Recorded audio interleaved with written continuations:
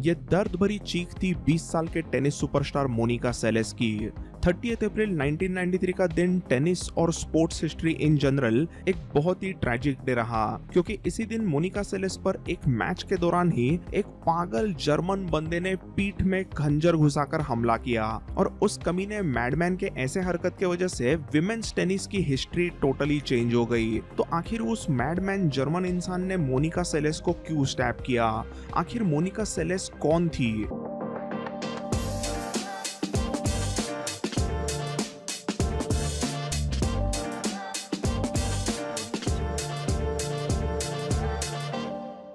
तो दोस्तों, मोनिका सेलेस का जन्म 2 दिसंबर 1973 को करंट डे सर्बिया में यानी उस समय के युगोस्लाविया में हुआ था। मोनिका सेलेस के पिता भी टेनिस फैन होने की वजह से मोनिका ने बचपन से ही एकदम यंग उम्र में टेनिस की ABCD सीखी थी और बस कुछ ही सालों में वो बहुत ही अच्छी यंग प्लेयर बन के उभर के आने लगी।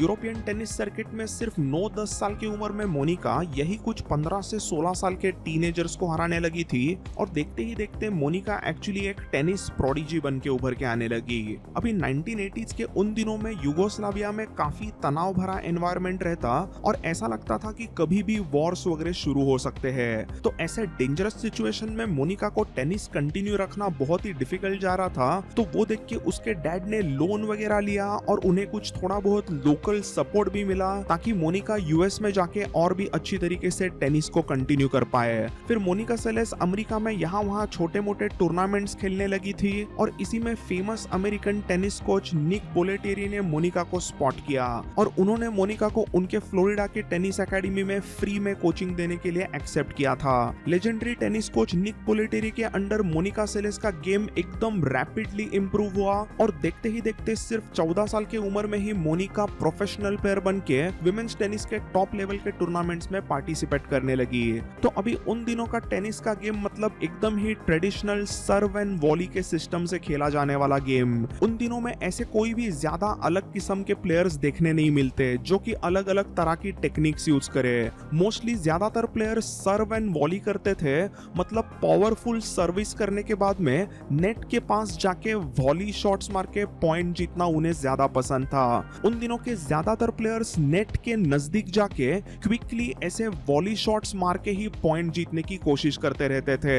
बट हम ऐसा जरूर कह सकते हैं कि मोनिका सेलेस विमेन्स टेनिस की फर्स्ट एवर बेसलाइन प्लेयर थी। मतलब मोनिका ज्यादा नेट के पास जाके शॉट्स मारती ही नहीं थी। मोनिका का गेम मतलब कंटिन्यूअसली बेसलाइन से ऐसे हार्ड हिटिंग शॉट्स मारकर पॉइंट जीतना था।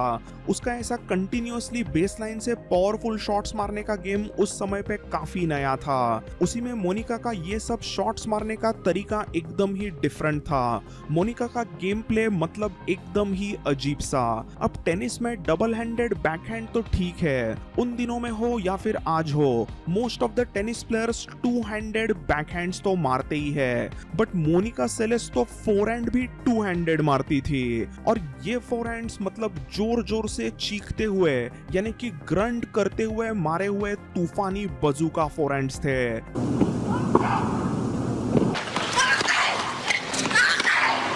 कोच निक बोलेटेरी ने मोनिका सेलेस के एकदम अनऑर्थोडॉक्स स्टाइल को उसका हथियार बनाया और मोनिका सिर्फ 16 साल के उम्र में ही वर्ल्ड रैंकिंग्स में टॉप 20 प्लेयर बन के उभर के आई। इवेंचुअली सिर्फ 16 साल की मोनिका सेलेस अपने करियर के पहले ही ग्रैंड स्लैम में यानी 1989 के फ्रेंच ओपन में डायरेक्ट सेमीफाइनल तक पहुंची थी और यहाँ पर उसका मुकाबला हुआ उस समय के टेनिस क्वीन स्टेफी ग्राफ से। अब ये मुकाबला इस कहानी के लिए इंपॉर्टेंट है और स्टेफी ग्राफ एग्जैक्टली कौन है ये आपको जानना जरूरी है। सो 1989 में स्टेफी ग्राफ मतलब विमेन्स टेनिस की अनडिस्प्यूटेड क्वीन। स्टेफी वैसे तो एकदम ही brilliant serve and volley player थी, बट उसका भी फोरहैंड मतलब एकदम अनस्टॉपेबल रॉकेट। मोनिका सेलेस के तरह ही स्टेफी ग्राफ भी उस समय पर बेस लाइन से तूफानी अटैक करने वाली प्लेयर मानी जाती थी और उसके डेडली पावरफुल फोरहैंड्स का तो क्या ही कहना। स्टेफी ग्राफ के जबरदस्त फोरहैंड की वजह से ही उसे फ्राउलिन मोरैंड नाम का एक निकनेम मिला था। तो 1989 के फ्रेंच ओपन के सेमीज में मोनिका के खिलाफ खेलने के पहले जनवरी 1988 से लेके जून 1989 ऐसे 1.5 साल में स्टेफी ग्राफ ने लगातार 6 ग्रैंड स्लैम जीते थे और 1988 में वो सेउल ओलंपिक्स में गोल्ड भी जीती थी। बेसिकली इस समय पर स्टेफी ग्राफ विमेन्स टेनिस में एकदम इम्पॉसिबल टू बीट रही थी, बट मोनिका सेलेस ने अपने पहले ही ग्रैंड स्लैम के सेमीफाइनल के इस मुकाबले में स्टेफी ग्राफ को कड़ी टक्कर दी।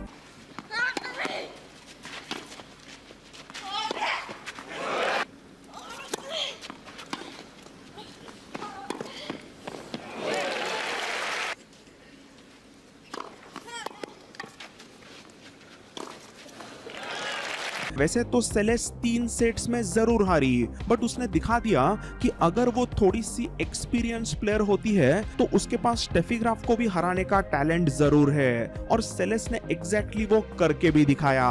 और उसने किया भी कैसे? तो सेलेस अगले ही साल ईयर 1990 में फ्रेंच ओपन के फाइनल में वापस पहुंची थी और उसका यहाँ पर वापस मुकाबला था स्टेफी ग्राफ से।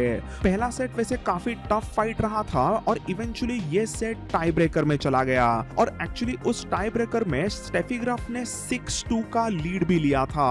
मतलब अगर वो 1 पॉइंट जीतती है तो वो सेट जीत जाएगी। Steffi had 4 set points, but उसके बाद में यहाँ पर मोनिका सेलेस ने एक आइकॉनिक कमबैक किया और लगातार 6 पॉइंट्स जीतकर उसने वो सेट तो जीता ही, बट देन उसने अपने तगड़े मोमेंटम को बरकरार रखते हुए मैच भी जीता और वो उस समय की इतिहास की youngest ever grand slam champion बनी। सिर्फ 17 साल की उम्र में फ्रेंच ओपन का ग्रैंड स्लैम टाइटल जीतने के बाद में टीनेज मोनिका सेलेस का एब्सोल्यूट डोमिनेंस शुरू हो गया। इसी साल ईयर 1990 में ही मोनिका सेलेस 36 गेम्स विनिंग स्ट्रिक पर चली गई थी और उसे अभी सभी टेनिस फैंस मिस ग्रंट करके भी बुलाने लगे थे, क्योंकि बार बार सेलेस एकदम जोर जोर से ग्रंट करते हुए शॉट्स मारती।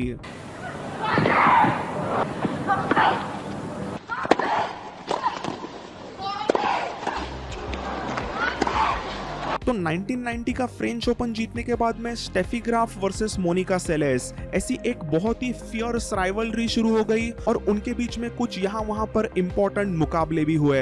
बट यहाँ पर मोनिका ने विमेन्स टेनिस में स्टेफी का डोमिनेंस टोटली खत्म कर दिया और उसने अपना खुद का डोमिनेंस विमेन्स टेनिस में एस्टैब्लिश किया था।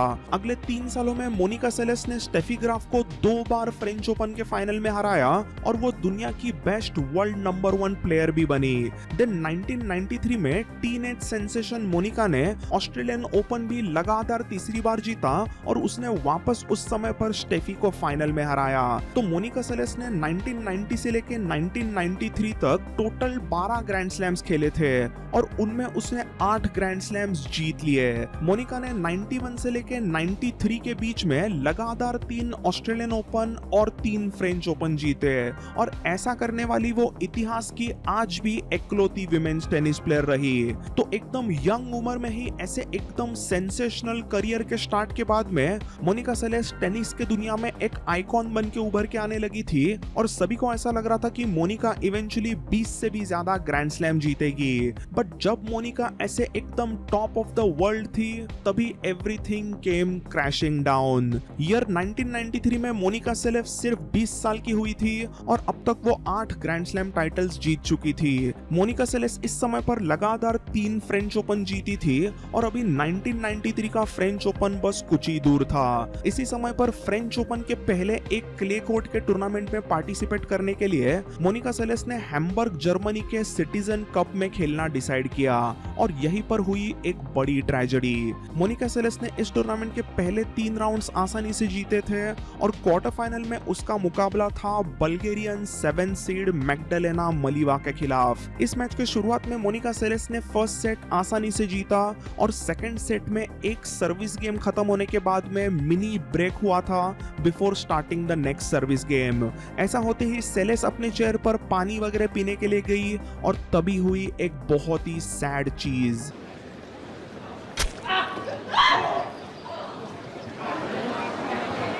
मोनिका मिनी ब्रेक में अपने चेयर पर बैठी थी, थोड़ा पानी पी रही थी और तभी एक जर्मन पागल इंसान गुंटर पार्श ने एक बोनिंग नाइफ से मोनिका के पीठ में शोल्डर ब्लेड्स के बीच में जोर से स्टैब किया। पहले स्टैब के बाद में वो कमीना दूसरी बार उसे स्टैब करने जाने के पहले ही लोगों ने उसे पकड़ लिया और उसी वक्त उसे पुलिस कस्टडी में लिया गया। एक मैच के दौरान दुनिया के बेस्ट विमेन्स टेनिस प्लेयर पे ऐसे अटैक करना मतलब एक बहुत ही शॉकिंग इंसिडेंट रहा था और सब जगह पर कई सारी थियरीज आने लगी कि ऐसे इस पागल इंसान ने क्यों किया होगा। कई लोगों को पहले तो लगा कि ये इंसिडेंट थोड़ा सा पॉलिटिकल मोटिवेटेड हो सकता है क्योंकि उन दिनों में यूगोस्लावियन वॉर्स वगैरह शुरू हुए थे, तो ये कुछ रेसिज्म के वजह से अटैक हो सकता है, ऐसी कुछ थियरीज बाहर आई थी। बट कुछ ही टाइम के बाद में जर्मन पुलिस ने इस अटैक का रीजन बताया और वो रीजन तो और भी दिल दहलाने वाला स्टूपिड रीजन निकला। ये बंदा गुंटर पार्श स्टेफी ग्राफ का एक क्रेजी दीवाना फैन निकला। जर्मन पुलिस ने थोड़ी बहुत पूछताछ करने के बाद में पता चला कि ये गुंटर पार्श थोड़ा सा दिमाग से पैदल, थोड़ा सा सनकी किस्म का बंदा था। उसने पुलिस को बताया कि 1990 के जर्मन ओपन के फाइनल में उसने देखा कि मोनिका सेलेस ने स्टेफी ग्राफ को कैसे हराया। उसने उन 2-3 सालों में नोटिस किया था कि अगर स्टेफी ग्राफ को कोई बार बार हरा सकता है तो वो सिर्फ और सिर्फ मोनिका सेलेस थी। इसीलिए उस गुंटर पार्श ने मोनिका सेलेस को हर्ट करने का लिटरली 2 साल प्लान किया और ऐसा ही मौका 1993 के सिटीजन कप हैम्बर्ग में उसे मिला। सो मोनिका सेलेस पे जो स्टैब हुआ था वो 1.5 इंच का एक गहरा स्टैब रहा था और सर्जरी के बाद में यही कुछ 2-3 महीनों में वो वुंड हील भी हो गई। बट मोनिका की ट्रैजिक लाइफ तो अभी शुरू हुई थी। मोनिका सेलेस की इंजरी वैसे तो हील तो हो गई थी बट उसके बाद में भी वो अपना लेफ्ट हैंड एकदम अच्छे से स्विंग नहीं कर पा रही थी। सो इस समय पर टेनिस ना खेलने का उसे दुख तो था ही बट उसी के साथ साथ उसके कुछ ऑफ द कोर्ट भी कई सारे इश्यूज शुरू हो गए। सबसे पहले तो उसके फर्स्ट एवर टेनिस कोच यानी कि उसके पिता को कैंसर हुआ और वो बार बार बीमार होने लग गए जिसके वजह से मोनिका को काफी बड़ा सदमा लग गया। ये सब कुछ बहुत ही सैड चीजें मोनिका के साथ शुरू थी और इन्हीं दिनों में एक्चुअली उसे BED भी हुआ था यानी उसे बुलिमिया हुआ था। तो ये भी एक डिसऑर्डर होती है जिसमें इंसान को बार बार कुछ ना कुछ खाते रहने की एक फीलिंग आती है। सो ऐसी कुछ बहुत ही सैड चीजें मोनिका के साथ शुरू हो गई थी। कुछ ही टाइम के बाद में मोनिका को जर्मनी से एक बहुत ही हॉरिबल न्यूज पता चलती है कि उस पे अटैक करने वाले गुंटर पार्श को कोई भी जेल टाइम नहीं हुआ था। ये सुनने के बाद में ऑब्वियसली मोनिका सेलेस तो और भी सैड हो गई, उसे और गुस्सा आया था। उसने जर्मन सुप्रीम कोर्ट में अपील भी किया था बट उसका आगे कुछ भी नहीं हुआ। इवेंचुअली मोनिका सेलेस ने जर्मन टेनिस फेडरेशन भी लैक ऑफ सिक्योरिटी के लिए $15 मिलियन का लॉसूट किया बट वो उसमें भी फेल हो गई और eventually out of court settlement उसे बहुत ही कम पैसों के लिए करनी पड़ी थी। WTA ने उस समय पर सभी टेनिस प्लेयर्स को पूछा कि सेलेस पे ऐसे हमला हुआ है तो क्या हमें रैंकिंग्स को फ्रीज करना चाहिए क्योंकि उसकी कोई स्पोर्ट्स रिलेटेड इंजरी नहीं थी, उस पे किसी ने ऐसा जानलेवा अटैक किया था। बट सैडली सभी विमेन्स टेनिस प्लेयर्स ने सीधा कह दिया कि आप कोई भी रैंकिंग्स वगैरह फ्रीज नहीं करोगे और इसी वजह से अगले 2 साल में बिल्कुल भी टेनिस की अलग अलग टूर्नामेंट ना खेलने की वजह से सेलेस रैंकिंग्स में भी नीचे गिरी। तो बेसिकली इस कमीने इंसान गुंटर पार्श का प्लान था कि सेलेस को स्टेफी के रास्ते से हटाया जाए तो स्टेफी को कौन ही रोकेगा। एंड बिलीव इट और नॉट उसका वो प्लान सक्सेसफुल हुआ क्योंकि मोनिका सेलेस के गैर मौजूदगी में स्टेफी ग्राफ ने वापस अपना डोमिनेशन शुरू किया और वो क्विकली वर्ल्ड नंबर 1 वापस बनकर उसने कई सारे ग्रैंड स्लैम्स वापस जीतने शुरू कर दिए। स्टेफी ने 90s में अपना एक अलग ही डोमिनेशन एस्टैब्लिश किया था और कुल मिलाकर 22 ग्रैंड स्लैम्स जीते। तो दोस्तों स्टैबिंग के इंसिडेंट के बाद में मोनिका सेलेस ने काफी प्रॉब्लम्स फेस किए बट इवेंचुअली सेलेस उन सभी प्रॉब्लम्स में से धीरे धीरे करके उभर के आई। मोनिका सेलेस ने हार नहीं मानी और उसने डिटर्मिनेशन की एक मिसाल पेश करते हुए फाइनली 1995 में वापस टेनिस में कमबैक किया। ऐसे कमबैक करने के बाद में मोनिका सेलेस तो कुछ एकदम सुपरस्टार प्लेयर तो नहीं रही थी, उसने बस 1996 में ऑस्ट्रेलियन ओपन का एक टाइटल जरूर जीता था। इवेंचुअली मोनिका सेलेस आगे 2003 तक एक प्रो टेनिस प्लेयर बन के खेलती रही बट उसने उसने कोई भी ऐसा एकदम बड़ा टाइटल नहीं जीता। वो यहाँ वहाँ थर्ड फोर्थ राउंड में हमेशा पहुंचती और उस समय के कुछ टॉप प्लेयर्स के खिलाफ हारने लगी थी। तो दोस्तों ये थी कहानी मोनिका सेलेस के ट्रेजेडी की। मोनिका सेलेस मतलब आज तक टेनिस इतिहास का बिगेस्ट व्हाट इफ माना जाता है। What if Monica Seles wasn't stabbed.